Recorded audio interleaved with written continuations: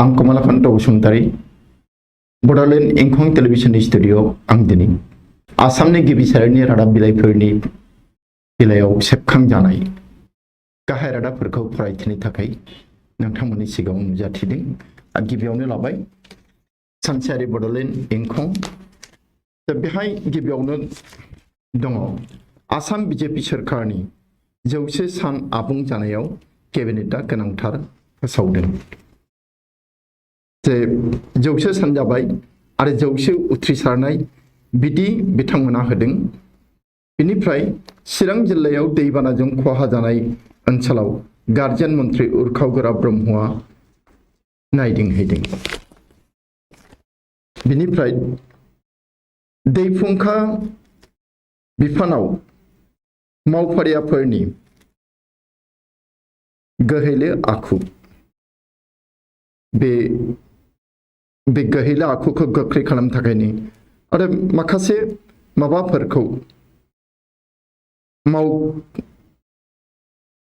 मावफारियाफोरखौ गोख्रै खालामनो थाखाय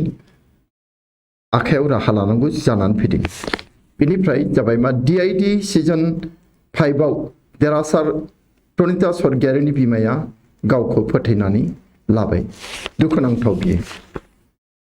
मानसिनि न'खरफोराव मानसिनि जिबनाव जे मा फैयो मा फैया जोबोर सोमोनांथाव सानथाव बेफोरो। दिपेन बर'आ उदालगुरि फरायसालिमानि 42थि गायसंनाय सान फालिनायाव बाहागो लादों। बेनिफ्राय मोनसे रादाबा जाबाय बाक्सा सिमलानि खोला लावखाथायाव सिनाय मोनै गोथै सह बोखांदों। बेनो। बेनिफ्राय मोनसे रादाब दं बेहाय गाबोन 21 आगस्ट शनिबार खालि दिनै आरो बड'लेण्ड इंखं टेलिभिजननि फैसालियाव बे जि जौ होननाय सिरियाल बानायदों इंखंफोरनि बिगुमाया बेखौ फोसावगोन आरो दिनै फोसावगोन। जौनि बे सिरियालखौ दाखालि फोसावबाय आरो दिनै नैथि शनिबार बे बर'नि गिबि टिभि सिरियाल सावथुन बियो। बड'लेण्ड इंखं टेलिभिजननि गेजेरजों खनफ्रोमबो शनिबार खालि मोनाबिलि 8 रिंगायाव बेखौ नुनो मोनगोन। नोंथांमोना नायोब्ला जोबोर गोजोनगोन। बेनिफ्राय रादाबा नैथि रादाबा जाबाय मा गुवाहाटी नोगोराव गोदानै गंथाम फुटब्रिज बेखेवदों। फुटब्रिज माने जोङो दाब दाब महानगरफोराव नुयो बे लामा बारस'नो जोबोद असुबिदा जायो। गुवाहाटीयावबो बे थासारिमोन। दा गुवाहाटीयाव गंथामल' बे फुटब्रिज बानायदों लामानि गोजौजों फ्लाइअभार बादि अभारब्रिज बादि बेखौनो होनदों आरो दा मोजां जाबाय। चेन्नाइयाव जोङो नुयो बेहाय हा सिंजोंबो दङ आरो साजोंबो दङ। बिनिफ्राय जोङो थांदिनि गुबुन रादाबाव बेहाय दङ जे 19 आगस्ट अदेबानि 19 आगस्ट अदेबानि दिनै रिलिज जासिगोन बलिउडनि मुंदांखा फावखुंगुर अक्षय कुमारनि संगालि सावथुन बेलबटमा। बेनिफ्राय बरुण धावना आरो जाह्नबिया खुसिजों पेन्टबल गेलेदों। बेनिफ्राय आरो मोनसे रादाबा जाबाय डिमा हासावनि उम्रांसु हाजोआव क्रिकेट फोथार बानायनायनि लाहार फाहार। जोबोर मोजां रादाब बियो जे क्रिकेट गेलेनोबो गुवार फोथार नांगौ, फुटबल गेलेनोबो एसेबां फोथारखौनो नांगौ। दा डिमा हासाव बिदि प्लेन जायगा गैयाब्लाबो हाजोफोरखौनो एसे जावखा जुखा बानायनाय जादों। बे उम्रांसु हाजोआव क्रिकेट गेलेग्रा फोथार बे जाबाय। दानिया जों थांदिनि अग्रदूत रादाब बिलाइयाव बेहाय दङ कभिड दुर्गतलै अर्थ साहाय्य घोषणा। कभिडजों साग्लोबजानाय कभिडजों गाग्लोबजानाय बे मानसिफोरनो रांखान्थियारि अनसुंथाइ होनायनि रादाब होदों आसाम सरकारा ओरै होनदों सरकारा एकदिन पूर्ति राज्य केबिनेटर एकाधिक बिखेक सिद्धांत 100 सान फुरा जानायाव आसाम सरकारा बीजेपीनि बे आसाम सरकारा माबा माबि गोबां थांखि लादों मावफुंनो थाखाय बाध्यतामूलक बिखय हब भूगोल बुरन्जी नैबे माने आं एखौ सानसनो हाया जे साबजेक्टआनो आग्लायलायबाय मोनद' साबजेक्टनि जायो दा आरो भूगोल बुरन्जीखौ जिअग्राफी आरो हिस्ट्रिखौ आलादायै फरायथारनांगौ जायोब्ला कम्पालसारि जायोब्ला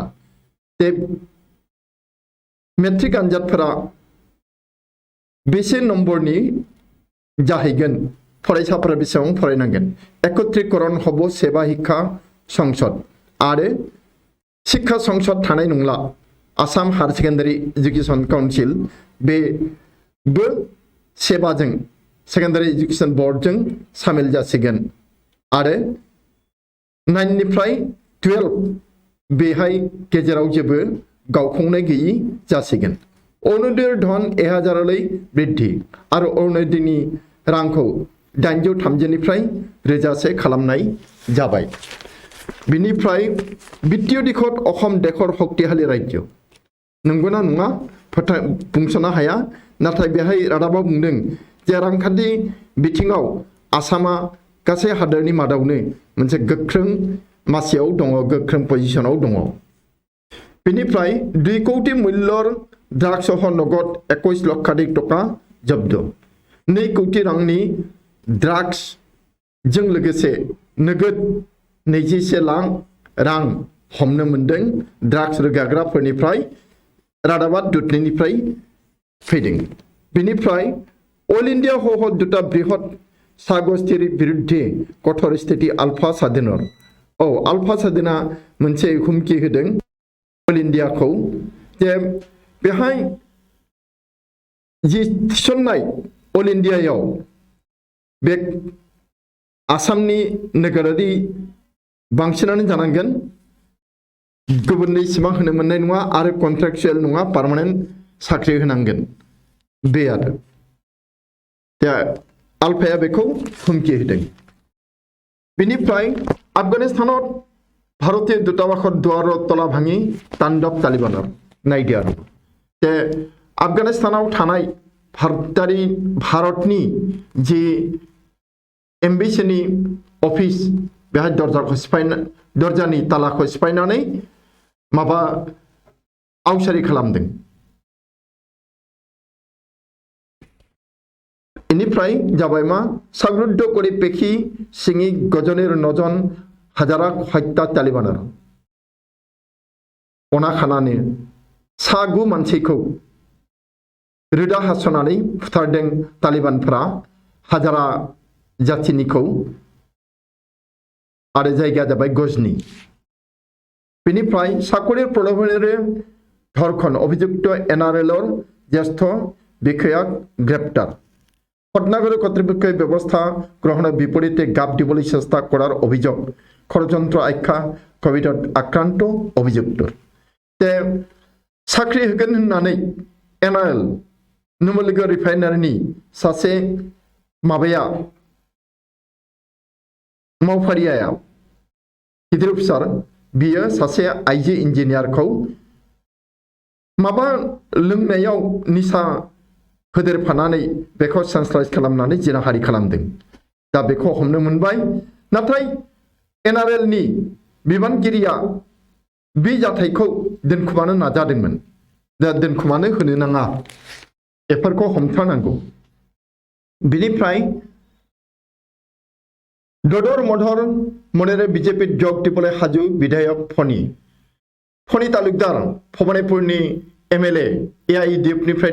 देरहानाय बियो जोबोद गोनो गोथोआव दङ गोनो गोथोनि गेजेरजोंनो बे बीजेपीआव हाबनो आथिं दैखांदों मुलाम्फाया मा जागोन बेखौ बुंसनो हाया बेनिफ्राय जाबाय मा व्यापक प्रस्तुतिरे आजिर परा तिनि दिनी आशीर्वाद यात्रा आरम्भ होनो आलो दिननिफ्राय जे माबा सर्बानन्द खनवाला आसामाव फैगोन बिनिफ्राय मैयानिफ्राय आरो इनिफ्राय बेहाय आशीर्बाद जात्रानो बियो मा होनबावनो आं बुजिनो मोना मा आशीर्बाद जात्रा सर्बानन्द खनवाला आशीर्बाद होगोन नामा ना बियो मालायनिफ्रायसो आशीर्बाद लागोन खोन्थास'नो हाला বিদ্যুৎ পৃষ্ঠ হৈ 2 বন্য হস্তের মৃত্যু থানাত আত্মহর্পণ অভিযুক্তর যে ইলেকট্রিক কারেন্ট শর্ট होनानै मानै हाग्रानि मैदेरखौ फुथारदों आरो दायनिगिरिया थानायाव गावखौनो गथायदों उफाय गैया बेबादि अनाखाना खामानि मावनायफोरा जोबनोनो थांला बुहुमाव जोंनि हादोराव बेनिफ्राय 761 শিক্ষক কর্মচারী নিযুক্তিপত্র প্রদান 761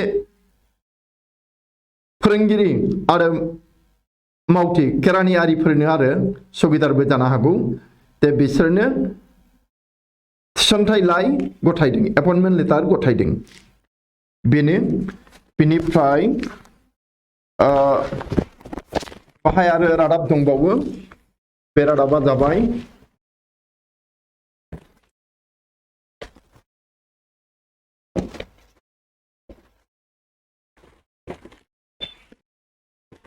नैबे সাংবাদিকক নাপায় আত্মীয় হত্যা করেলে তালিবানে আফগানিস্তানাव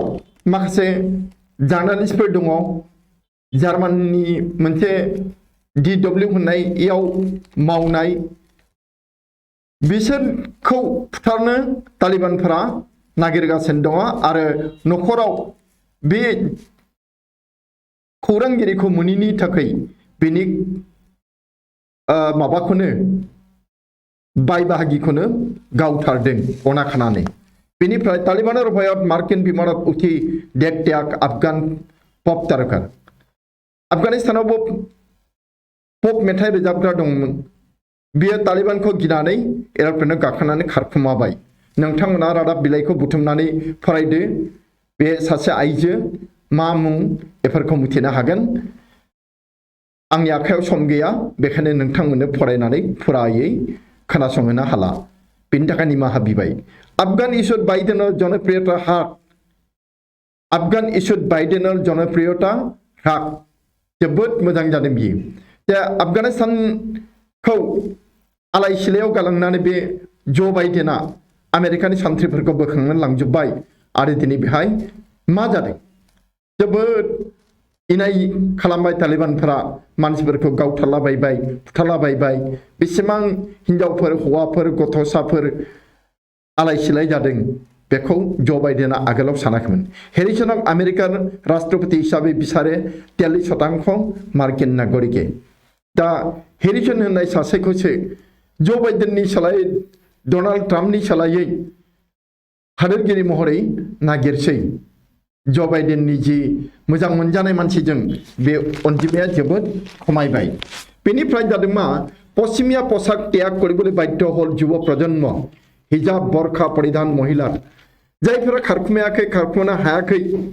आफगानिस्ताननि बे मानसिफोरा गासैबो हौवा कि हिनजाव बयबो बे लंपेन्ट गस्ला गाननाय बेफोरखौ गारनांदों हिनजावफोरा बरखा गाननांदों हिजाब लानांदों हौवाफोरा जामा कुर्ता गाननांदों लंपेन्टखौ खुनानै बे महिला निरापत्तार বাবে ঐশিক আফগানিস্তানলৈ প্ৰেৰণৰ দাবী কেন্দ্ৰীয় মন্ত্ৰী दा ঐশি होननाय आसादुद्दीन ঐশি बे सासे दुथां मानसिनि खोथा बुंदों बियो दाखालि बिनि खोथाया एसेबो मोजां जायाखै दा बेखौ मिरु मन्त्रिया भारतनि मिरु मन्त्रिया दाबि खालामदों जे ঐশিखौ आफगानिस्तानाव थिनहरनांगौ आइजोफोरखौ रैखा खालामनो थाखाय मा दुथां बाथ्रा बुंदोंमोन बियो बे आरो बेनिफ्राय पाकिस्ताननि स्टेडियामाव लाव जलकियार खेति इमरानक कटाक्ष जे पाकिस्ताननि गेलेग्रा जायगाफोराव स्टेडियामफोराव दा फानलौ लाव बेफोरनिसो आबाद खालामदों इमरानखौ दाननानै बुंदों बेनिफ्राय सिनर प्रवर्तित हल तिनि सन्तान नीति सिनाव दा साथाम गथ' खांनो हासिगोन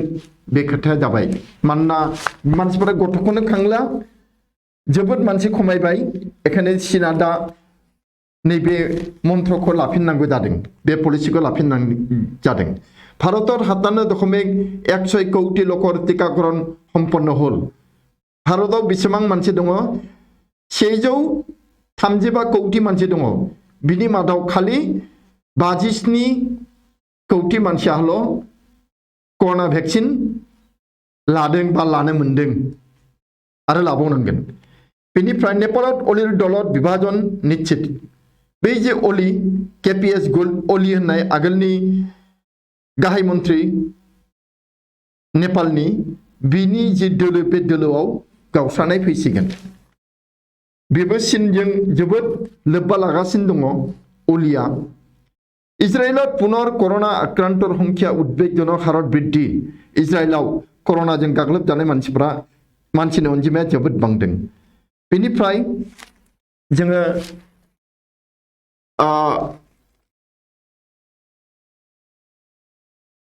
नैबे मोनसे सोमोनांथाव रादाब आफगानिस्ताननिनो सासे भारतारिया माबायदि जिउ रैखा खालामदोंमोन उरन्त बिमाনৰ চকাত ধৰি প্ৰাণ ৰক্ষা হৈছিল এজন ভাৰতীয়ৰ सासे भारतारिया बिरनो लानाय एर'प्लेननि साखायाव हमथानानै खुनुरुखुम जिउखौ बासायनो हादोंमोन नाथाय दाखालि बे दिनखालिनो सानै थैनाया बिदा फंबाय असे बिसोर नाथाय दलदब सिरिनानै थैनायसै बिसोरबो नाजादोंमोन नाथाय हायाखिसै सिबायफोर बिनिफ्राय जाबाय अनिश्चित आफगान महिला क्रिकेटर भबिष्यत आफगानिस्तानावबो आइजो हिनजावफोरनि गेलेग्रा आरो क्रिकेट गेलेग्रा आइजो दोलो दंमोन नाथाय बिनि इयुना दा खोमसि तालिबानफोरा बहा गेलेनो होनो आफगानिस्ताननि महिला क्रीड़ाबिदर स्वप्न समाप्त हल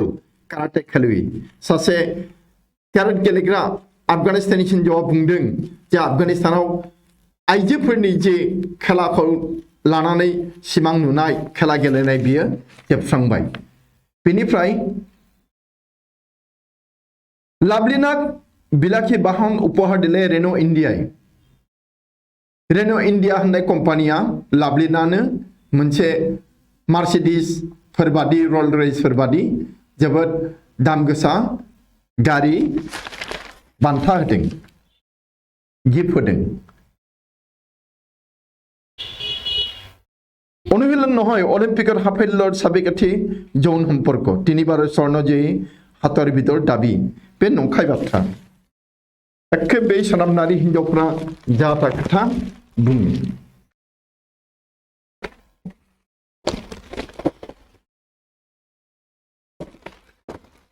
बिनिफ्राय जों थांदिनि प्रतिदिन होननाय रादाब बिलाइयाव बेहाय दङ जे आफगानिस्ताনৰ दुटा भारतीय दूतावासत आक्रमण चलाय तालिबाনৰ लुटपाट आफगानिस्तानाव भारतहा जि दूतावास एम्बेसि हाउस गंनै दङ आरो गंनैयावबो थाला सिफायनानै तालिबानफोरा लुटपाट खालामदों होननानैनो बुंजायो इनिफ्राय नवम दशम एकादश द्वादश श्रेणीक লৈ হ'ব सिनियर सेकेन्डारि हायर सेकेन्डारि दंमोन दा सिनियर सेकेन्डारि जासिगोन क्लास 9 निफ्राय अप टु 12 सिम बेखिनिखौ मा होनगोन बे क्लास मोनब्रैखौ सिनियर सेकेन्डारि होननानै बुंनोसै आरो सेकेन्डारि नंला आरो हायर सेकेन्डारिबो नङा सिनियर सेकेन्डारि मोजां नाम दोनदों आंनि बादिब्ला बेनिफ्राय शिक्षा नामत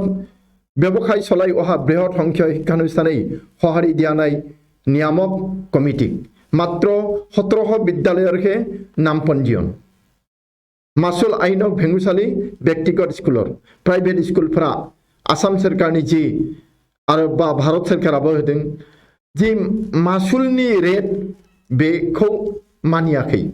गावसोरनि गोसो बादि बारायदों गुवाहाटीनि गुरुकुल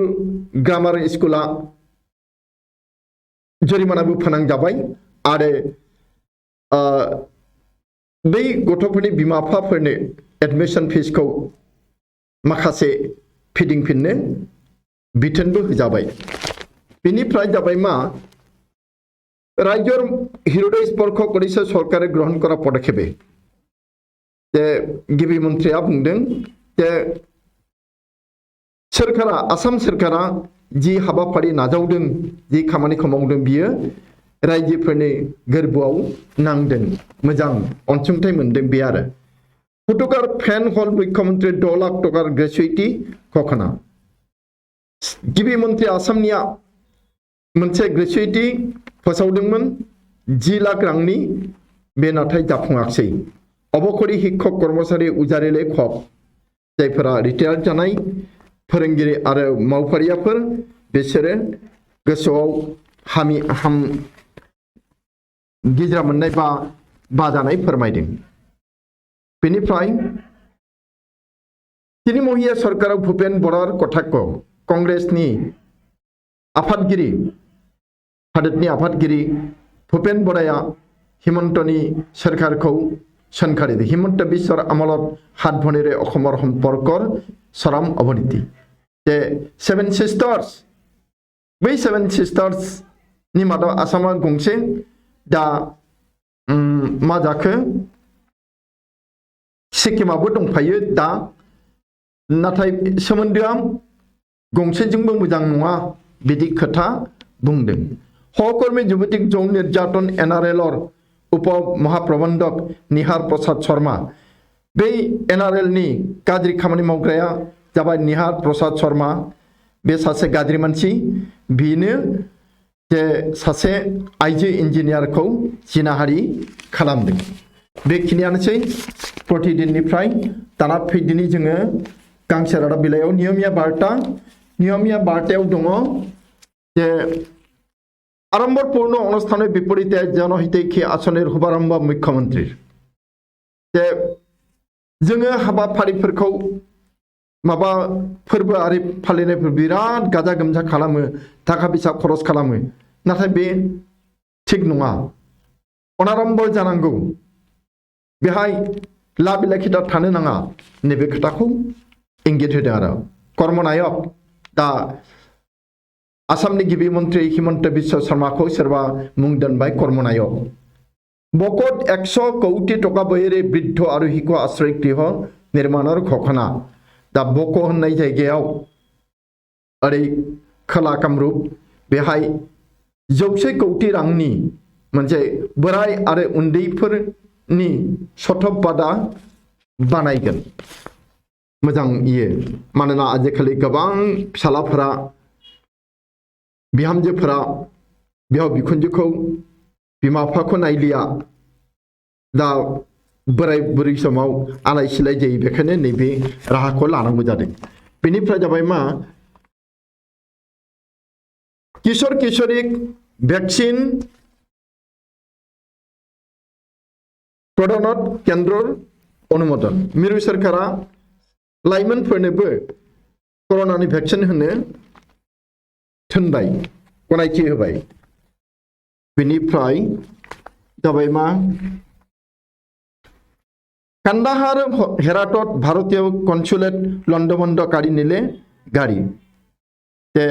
दहाय फरायखांबाय जे गंनै होनदोंथ' कान्दाहार आरो हेरातआव दङ गंनै भारतारि एम्बेसिनि अफिस जे बेहाय तालिबानफ्रा लुटपाट खालामदों ताला सिफायनानै दरजा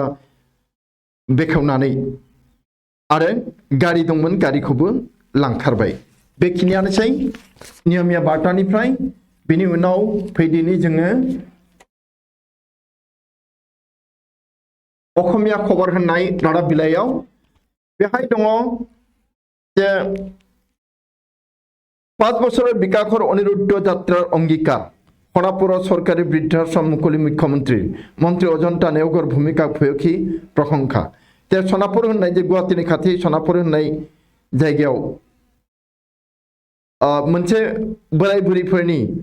थानाय जायगा खालामदों बुरैफोरनि सथबबादा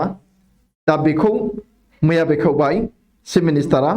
आरो बे हाबाफारिखौ नाजावदोंमोन आखाइ होदोंमोन अजन दानायाव आसामनि आइजो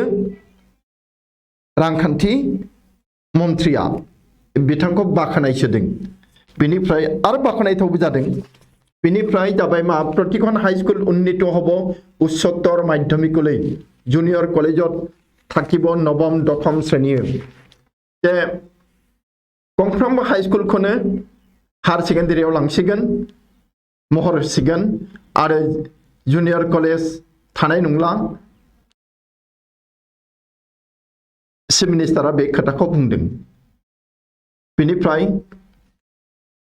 80,000 आख'नर अभाब हायर सेकेन्डारिलै उन्नीतकৰণৰ বাবে दिसपुरे বিচাৰিলে प्रतिवेदन हाइस्कुलफोरखौ हायर सेकेन्डारियाव जौगाहोनो थाखाय दिसपुरा स्कुलफोरनिफ्राय खेंफोरथि बा रेबसुं बिदों आधुनिक भारत और विज्ञान प्रजुक्तिर बातकुतिया राजीव गांधी सांसद अजित भैया बुंदों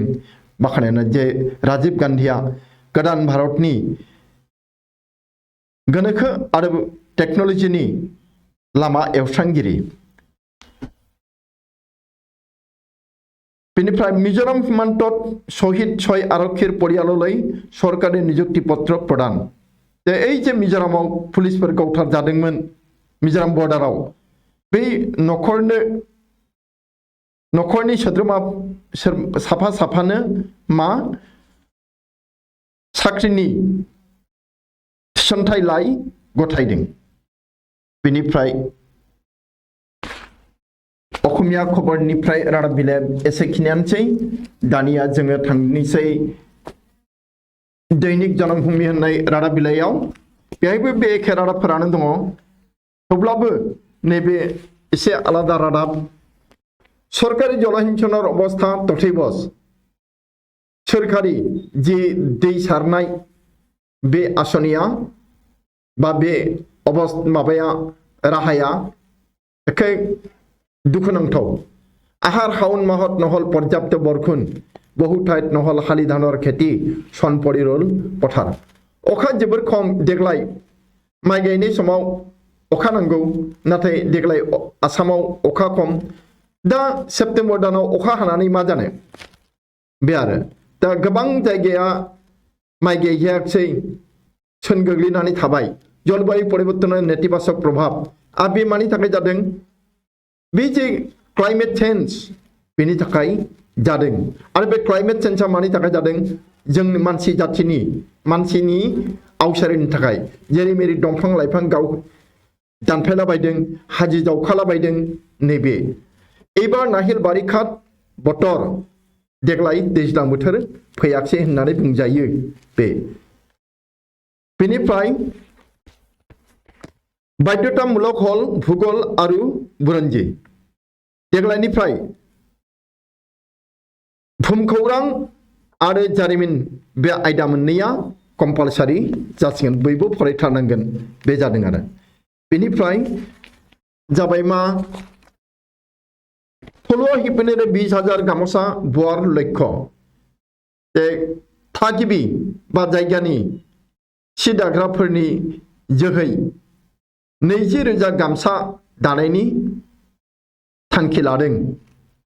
आसाम सरकारा बे जोब्बाय बिनिफ्राय जों दा थांदिनि गांसेल' रादाब बिलाइयाव बे जाबाय दैनिक अखम बेहाय दङ मा अइल हहतिनि प्रतिष्ठानक आलफार भाबुकी सादिन आलफा परेश बरुवानि बियो अइल इंडिया लिमिटेड आरो बेजों लोगोसे गुबुन गंनैखौ हुमखि होदों जोंनि लुबैनाय बादि खामानि माव बे आरो हादोरसानि बा आसामनि मानसिफोरा मुलाम्फा गोनां बा मुलाम्फा मोननांगोन बे खोथा जादों बेनिफ्राय प्रणालीबद्ध परिकल्पनार पक्षकता सनिया गान्धीया मा मोनसे ओरैबायदि बिथांखि बानायनो थोनदों जाय सिस्टेमेटिक आवसारि नङा बेनिफ्राय जाबाय मा সকলো সমষ্টিতে নিজা প্ৰাৰ্থী প্ৰক্ষেপৰ পক্ষকতা কংগ্ৰেছৰ मोनफ्रोमबो फैगौ जि उफेरा बिसायख'थि जागोन आसामाव बेहाय कंग्रेस दोलोआ मोनफ्रोमबो बियाबावनो गाव गाव जायगानि बे बिजाथि होनायनि बाथ्रा सानदों। गुवाहाटी विश्वविद्यालये करिब उत्तर बहिर मूल्यायन शीघ्र फलाफल बे एपिडिसिएल होननायाव साख्रिनि आनजाद जादोंमोन। आबे साख्रिनि आनजादनि थाखाय जा बहि नायनांगौ बेखौ गुवाहाटी फुं फरायसालियानो नायगोन, नङाबा बहुत गेना गोरोन्थि जायो। थाखा फैसा लानानै नम्बर बारा होयो, सोरनोबा नम्बर खम होयो। बेनिफ्राय दामबृद्धि रद करिब नुवारो मानोहर हातत टका तुलि दिम मा खोथा जाखो लाइब्ले गिबि मन्थ्रिया बुंदों दामखौ जों होबथानो हाया, नाथाय मानसिनि आखायाव थाखा दैखांनानै होगोन। होमबा बियो बबेनिमोन बे जाथाया? जार्मानावबो जादोंमोन, गेजेर इउरपआव बे जाथाय जादोंमोन। मोनसे समाव बस्थाफा गाहाम थाखा होब्लाबो मोनसे फिसा जिनिसखौनो मोना जानानै फैदोंमोन। जोंनावबो बे जासिगोन। दामखौ खमायानो, दाम खमायनायाव आखाइ होआनो, नाथाय मा खालामगोन? मानसिनि आखायाव फैसा दैखांनानै होगोन। एखायनो मावफारिया साख्रियाफोरनोबो दरमाहाखौ बारायनानै होनो थांखि लादों। कालापाहार मुकलि हब पस्ट कभिड हास्पाताल। कालापाहार होननाय हाजोआव गुवाहाटीनि बेहाय कभिड हास्पाताल बानायगोन। नाथाय बे कभिड हास्पाताला कभिड जाखांनायनि उननिखौसो चिकित्सा खालामनो, मानोना कभिड जाखांनायनि उनावबो गोबां मानसिया थैदों।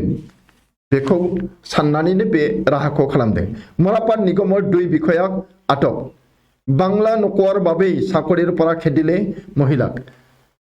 बांला राव बुङिनि थाखायनो सानै मावफारिया आइजोखौ सिलघाट माबानिफ्राय फाथो दारिमिननिफ्राय होखारदों। बै सानै मानसिखौ, सानै अफिसारखौ हमबाय। दुथां खामानि मावदों बिसोरो। दिल्लीत क'क्राझार महिला रहिसनक मृत्यु। दिल्लीयाव क'क्राझारनि सासे आइजो गोमोथावै थैदों। बेनिफ्राय बे आइजोनि मुङा जाबाय क'क्राझारनि मालगावआव थानाय बा मालगावनि हांगा बसुमतारीनि फिसाजो मनिका स्वर्गियारी। मा जानानैबा थैखो, सोर जिनाहारि खालामदों ना मादों, फुथारलांबाय बे आरो। बे जिनाहारि खालामनानै फुथारनायसो जाखागोन बियो। आरक्षीर बिलम्बित अभियोग नामाय जामिनर पट मुकलि करिसे अभियुक्तर। दा पुलिसफोराबो चार्जशीट होनायफोराव जोबोद गोहैलो खालामो आरो बे चार्जशीट मोनैनि थाखायनो गोबां दायनिगिरिफोरखौ दाय जाबसिननो हायै जानायाव उदां खालामनानै होनांगौ जायो।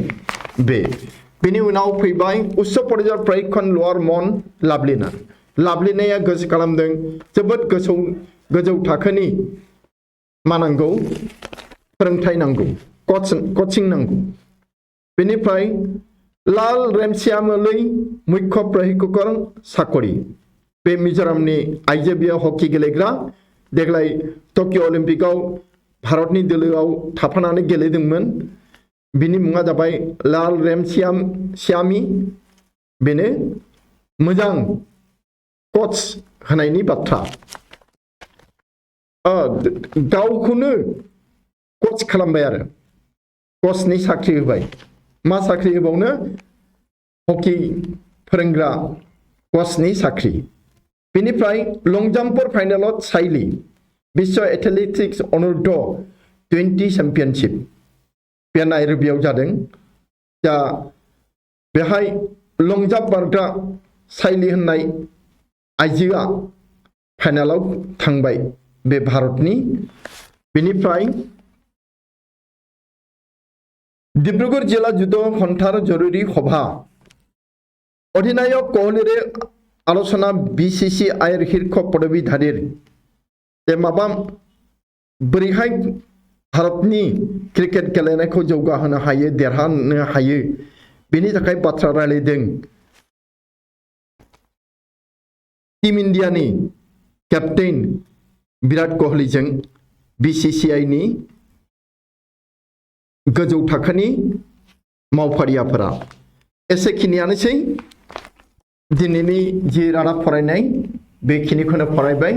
जोबथारनायाव आं नोंथांमोननो गासैनोबो आंनि गोसो गोरबो सिंनिफ्राय मोजां मोननाय सिबिनाय आरो गोजोननाय फोरमायनानै दिनैनि हाबाफारिखौ एसेयावनो फोजोबबाय गोजोन्थों।